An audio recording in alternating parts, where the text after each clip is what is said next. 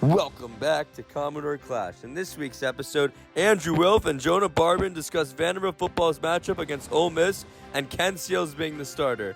The hosts also discuss Vanderbilt soccer's matchup against the Tennessee Volunteers.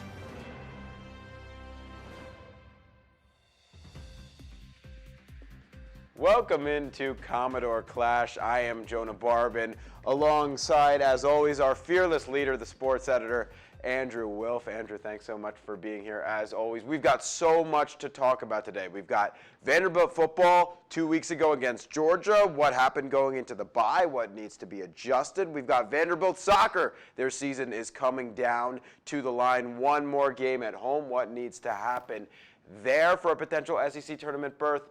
And finally, Vanderbilt will hit the road and take on Ole Miss this weekend. What are going to be the keys to the game? So, Andrew, let's start with that Georgia game. We haven't talked since then. Impressions from a game where Vanderbilt certainly overperformed. Incredibly impressed with the Vanderbilt Commodores. To only lose by 17 points to the Georgia Bulldogs, who have won every game in the past 2 seasons. They've really been an impressive team to me. Vanderbilt, let's not forget, scored on the first drive.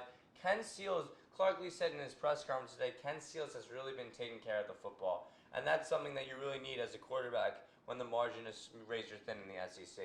Losing by 17 to Georgia, their offense is pretty solid. I was pretty impressed with Vanderbilt's pass defense, but their rush defense continues to be an issue, and the rush offense still another game with less than 100 yards on the ground. Yeah, a lot of good points there. You start off and it's very exciting, right? London Humphreys, 49-yard touchdown, 7-0. They get the ball back. Yep. They force a turnover, right? And you're in Georgia territory. Should have gone for it on fourth down there. Instead, they elect to kick the field goal. I don't know. In my mind. I like the idea, but let's not forget, if he makes that field goal, you're up 10-0 on a Georgia team. Yeah, but it was a windy type day. I didn't think it was a far field goal. I would have. It's only 47 yards. I'd say in college that's pretty far. I would say I didn't love the odds there, and then there's so then that goes astray, and then on the next drive I would have gone for it too. That's what everybody was saying in the stands. The play calling was not aggressive enough for me to reflect the urgency of the situation, because when you're playing Georgia, a team who hasn't lost, as you said, in 2 years, 2-time defending national champion, you got to play like you're down by 30 at all times when you're in Vanderbilt's position. They didn't quite do that. C.J. Taylor, my star of the game, was amazing on defense, and it looked like that injury could be a lot worse. He has he's going out of bounds. He's picked up the ball. He has the interception, right? Carson Beck knocks him out. Yep. Just a sprain, though, from what we're hearing, questionable, doubtful now, I believe, to play against Ole Miss. But he was my star of the game, a guy who's had some struggles this season, played really well in that game. Yeah, they were outrushed 291-18, Andrew. That is my big, when you look at the stat box and you go, oh, where's the discrepancy here? It's the rush game. No rush defense, and can't get anything going in the rushing game. Cedric Alexander was the leading rusher with 6 carries. Cedric Alexander and Chase Gillespie and Patrick Smith, those guys, in my opinion, weren't the issue 2 Saturdays ago. I would argue it was the Vanderbilt offensive line. There were not a lot of holes to be made against this defensive line of Georgia. I also want to pinpoint how impressed I was with Will Shepherd. I really think Vanderbilt's not giving him the ball enough outside of the red zone. He's such a good threat. He's an NFL body type receiver. He will be, I think, a third-day receiver in the NFL. Let's not forget his great catch, 4th down, 24 yards to keep Vanderbilt in the game. Who was it? Alexander scored on the end of that drive. I was really impressed with him. What I look for going forward is how are we going to use Shepherd in different ways outside of the red zone? And how about McGowan, man? It seems Yeah. like whenever Vanderbilt, Swiss Army knife. whenever they need a big play, get the ball to Jaden McGowan, put the ball in the hands of one of your playmakers, and he makes things happen. Super exciting to watch. Now, I want to ask you a little bit about Ken Seals, because I've been impressed by Ken Seals. Yeah. It seems that Clark Lee has been impressed by Ken Seals in this game. 19 for 29, 201 yards, 2 touchdowns. Did throw an interception. And that interception, why is Vanderbilt, right? You're not down, but you're fine. Go to halftime. The issue is the more plays you have, the more opportunities for the better team to really show themselves. They really played no huddle, and then Georgia ended up scoring on the drive. I think they should have just kneeled the ball. Yeah, but I agree with that. But I think one of the greater questions in my mind right now is what is the future of A.J. Swan? Yeah. So if Swan is able to play now, which I assume he is, right? The way that Clark Lee has been talking, the way that the injury report has been shaping up, he is benched now for Ken Seals, and maybe rightly so. A.J. Swan has made a lot of poor decisions this season, and Ken Seals has played really well in his opportunity. But what is the future? This is Clark Lee's recruit in A.J. Swan. This is his guy, sophomore quarterback. Is there a scenario where both of these guys end up leaving after this season because of the way things have unfolded? I mean, Ken Seals will definitely leave, right? Right, unless he could play a fifth year, right? Maybe get a fifth year somewhere else. When talking about his experience at West End, it's such an interesting story. Ken Seals fought with 4 other quarterbacks his freshman year, gained that starting position under Derek Mason, didn't win a game. The team went 0-9, but he was the starter. Midway through his sophomore season, after losing to Eastern Tennessee State, he gets swapped and benched for Mike Wright. Junior year, he drops to 3rd on the depth chart. He always stayed a belief within the community, within the program, and every day he showed his consistency and wanted to be a leader. When you have 4 games left in the season, and Ken Seals has showed so much better ball security than Swan did against games like UNLV, Wake Forest, and Alabama A&M wasn't impressive either. Neither was Hawaii. When I think about those games, and then Ken Seals, you have to give the hand where it's hot. And then with Swan and his injury, he's not there yet. I think when I say he's not there yet from a skill perspective, I think he's back from an injury, and they're using this as kind of a way to make the transition more smooth so the media doesn't kind of chomp up Clark Lee, because Swan was Clark Lee's guy. Swan's been saying he's had an elbow contusion for 5 weeks. How long does a contusion really take to heal? Well, I don't know. I'm not a doctor. I can't speak on that. But it does seem that now it's just a clear benching of Swan. And my question is, does Swan consider hitting the transfer portal? Because if you're telling me this was supposed to be the big season of A.J. Swan. Who wants Swan after seeing the season? Someone out of the Power 5, in my opinion. Yeah, someone out of the Power 5, but at least you're playing. Maybe like a Mac. Right. If you're Vanderbilt right now and you're electing not to play Swan, I don't really see the path forward at this point, because this was supposed to be the big Swan season. And now if you're opting for Ken Seals, who was your senior on the bench, the guy who was going to back him up, be that veteran presence, and now you're saying, hey, we think he's a better option. And no, Ken Seals has been very good, and credit to him, amazing story, right? Andrew just wrote a feature about him in The Hustler. Go and read that. But he hasn't been amazing, right? You would still hope that the play that you expected from A.J. Swan coming into this season, or at least the play that I expected from A.J. Swan coming into the season, would even eclipse what Ken Seals is doing right now. So very disappointing. Ken Seals isn't winning games, but in my opinion, he's not losing games. That's the thing. That's the thing. Swan has the ability to be amazing in this offense. He has a better arm, he is a more athletic version, and he's faster, and he's stronger than Seals. From a negative point of view, he's not as cerebral, he doesn't go through all of his progressions, and when he's pressured, he makes boneheaded throws that you would think, how was this quarterback the quarterback of your future? It's a good question. I think the answer's already been made. The fact that Clark Lee is going with Seals after the bye week tells you all you need to know. Joey Lynch and A.J. Swan are not the combo for the Vanderbilt future. I think both of them will be gone after this season, and the Vanderbilt offense will look a lot different moving forward. Well, speaking of Vanderbilt future, we have some things to figure out here with soccer, Andrew. So this team is interesting this year, right? Undefeated at home. They sit 8-0-3 at home, yet they have 8 wins on the season, meaning they are also winless on the road. They have one more game this season. They have a home match with Tennessee on this Thursday night, right? And they currently sit at 3-4-2 in the SEC. What do you understand about the playoff scenarios? What needs to happen in this game? Do you have any? To make the SEC tournament, you have to be top 10 in the SEC. Right now, Vanderbilt is 9th, and they have one game left against the rival Tennessee Volunteers. If Vanderbilt loses, they will most likely be knocked out.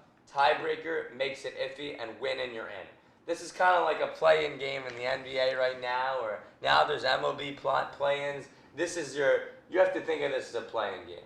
And when you're feeling like it's a playoff game, what do you do in the professionals? You rely on the veterans that have been there. So look for Amber Wynn. Look for Rachel Duretzky. Look for Kate Devine to help elevate this team. And also freshman Ella Eggleston has been so amazing.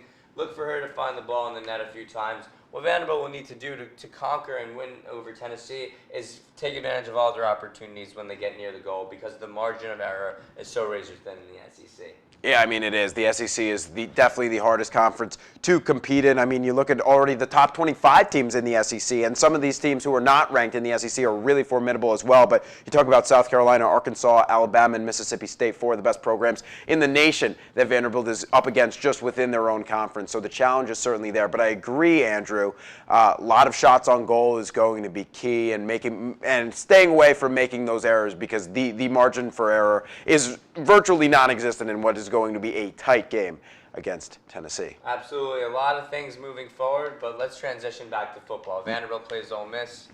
Tell me what your thoughts and your preview for this game. Yeah, let's talk some Ole Miss. Another ranked opponent waits for the Commodores after the bye week, and that is Ole Miss. So Ole Miss, offensive powerhouse, Andrew. That is the first thing that jumps off the page at you. They have the number 12th ranked offense in all of college football. Man, these guys can run. These guys can throw. Jackson Dart can throw. He can also use his legs, and a couple of really good receivers over there. Meanwhile, their defense ranks 69th in all of college football, better than the Commodores, who sit at 116. But their defense are not world beaters. They will give up a lot of points, but this team can outscore their errors, Andrew. So even if Ken Seals is able to mount something here, I don't see how Ole Miss could not outscore their errors. You go back to September 30th, they were playing LSU, the number 1 scoring offense in college football, were able to beat them 55-49. So not a great defense, but their offense can cover up for those issues. Right, and you think about this Ole Miss team. Very solid all around. Their only losses to the Alabama Crimson Tide, I think it was the week after Texas. Alabama needed to get back in the win column, and they were playing for their entire season. Ole Miss, there's this winning type of Ole Miss has kind of become the norm. They were a really solid team last year. When they played Vanderbilt, they were top 10 at the time. It was alumni weekend, and it was actually pretty competitive the first 2 quarters. And then at the end of the second quarter, Ole Miss kind of blew Vanderbilt's secondary apart, and then the game became quite a disaster for Vanderbilt. This year, I kind of expect much of the same. I expect Vanderbilt's secondary to be exposed. Jackson Dart, like you said, a great dual-threat quarterback, kind of similar to Jaden Daniels, but I would argue he might be harder to cover against. I know Jaden Daniels is more NFL ready, but Jackson Dart has so much experience in this Lane Kiffin offense.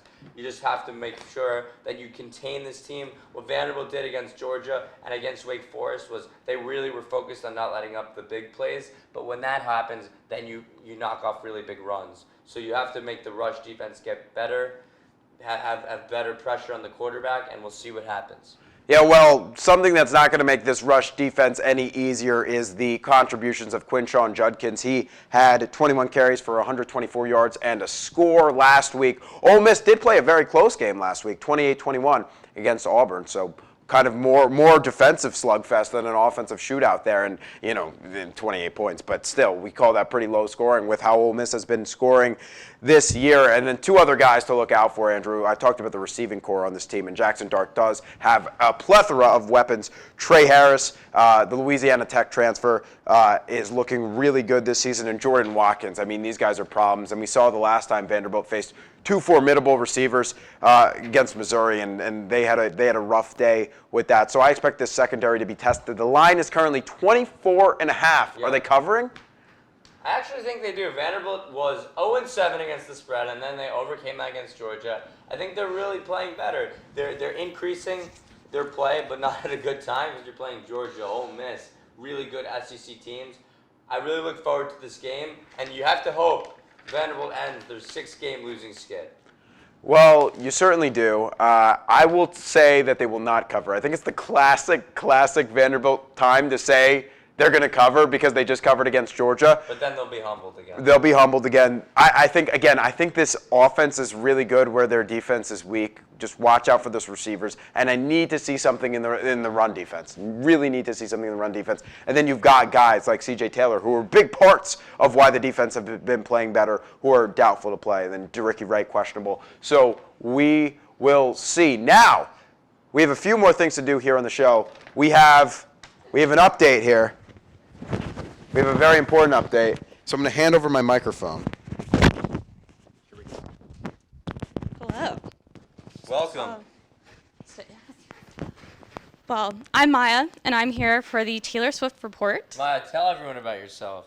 Yes. Well, I'm a big Swiftie. I got to see the Eras movie this weekend. Very exciting. And I'm looking forward to the relationship between Taylor Swift and Travis Kelce. I think it has a lot of potential. And how long have you been a Swiftie, and what's your favorite song? That's a hard one. Probably right now, August from Folklore. But I've been a Swiftie since middle school. So You know that one, Andrew? No, I know. You know the song where it's like she wears high heels. I'm on Yeah, the You bleachers Belong one. With Yeah, Me. you belong with me. That's the one that always hits me the most. Yeah, That's a not good one. Love Story. Love Story is a good one too. Yeah, those Yeah. are both pretty good. So Yeah. like, So So- Maya, we understand you actually have an update on the Travis Kelce Taylor Swift I do. relationship. There is a lot of developments actually this weekend. Well, first we have the first public kiss between the two of them. wow. Posted it on their friend's Instagram, who I don't know the name of. They weren't tagged. So, but that was very interesting. And then also we have a friendship bracelet reveal. So Travis Kelce actually asked out Taylor Swift by giving her a friendship bracelet with his number on it. Oh. But now Taylor is wearing his number on a friendship bracelet on the sidelines. So there have been reports that not reports, statistics, the games that she is in attendance, Travis Kelce's performance is about 12% better. Can you talk about what the reason to that is from a Yeah. yards per game point of view? Yeah, well, I mean, I think Taylor Swift is just magical. You know, Yeah. it's like she performs at these stadiums and like sells them out, and so like she's just passing on the And energy. he's inspired. Yeah, Cool. definitely. He has a lot to live up to in Yeah. those situations. Yeah, I mean, no one can live up to Taylor Swift, honestly. No, obviously. Travis Kelce can only try his best. Well, we appreciate it, Maya. Thank you Yeah. so much. And Thank you. we'll have to get you on every week for these updates because I mean, Yes. this is the biggest NFL storyline at the moment. Yeah, I mean, I'll watch the next game purely for Taylor Swift. Perfect. Yeah. Love alright. to hear it. Thank you so much, you. Maya. Yeah. Much appreciated. Talking about NFL, right? Isn't this a good time? Yeah, I think we should talk a little NFL football before we go. So we just got done with week 7 now? Yes, week 7. So what was your biggest takeaway from the week, Andrew? My biggest takeaway is the top elite teams, the first 5-6 games are never really those teams that are really to look out for. You think about the Eagles, they lost to a Zach Wilson-led Jets last week. I know they got back in the win column, played the Dolphins, beat them quite affirmatively. But then you think about the 49ers, losing to P.J. Walker and the Browns, and then losing to Kirk Cousins and the Vikings. All of these teams that are really solid, you kind of need that humbling midway through the season. So that's kind of been my thought. A team I've been really impressed by is the Atlanta Falcons. I know they're not a great team, but they had a good slugfest win, and they were really solid. And then a player that's been very quiet but solid is Jordan Addison. He has the second most touchdowns in the NFL for receivers behind Tyreek Hill. That's a crazy stat. I didn't even know that. Certainly making the most of the absence of Justin Jefferson. Was even scoring with Justin Jefferson. Yeah. They make a good duo. I like what you said. There was something interesting that Bill Simmons said on his podcast, and kind of interesting like correlation to what you said. The big team of the week continues to lose. Yeah. So 2 weeks ago, the 49ers, or 3 weeks ago, the 49ers crushed the Dallas Cowboys on Sunday Night Football. I think So it was 42-14. yeah, it was ridiculous. And everybody's like, okay, San Francisco is the team. Then they come in the next week, they lose to Cleveland. The big team of that week was Detroit at that point because San Francisco had just lost. Detroit moved to 5-1. Decisive win over Tampa Bay, who's not a bad team, by the way. Not a bad team in any respect. Then they come out, they get crushed by Baltimore. It wasn't even close. So what's the flavor of the week, Andrew? It's the Baltimore Ravens. They're playing Arizona this weekend. Pick Arizona money line if you want to make some money. There's going to be a letdown game for Baltimore. I hope I'm not offending any Ravens fans. The one last takeaway I'll give you is Puka Nacua is a baller. Cooper Kupp or not, he is a guy in Los Angeles. Exciting stuff going on in the NFL. This has been Commodore Clash. The great Andrew Wilf. I'm Jonah Barbin. Thank you to all our crew. Thank you so much to Maya for our Taylor Swift report. So many things, so many reasons to tune into Commodore Clash. We will see you next time. Thank you so much for watching.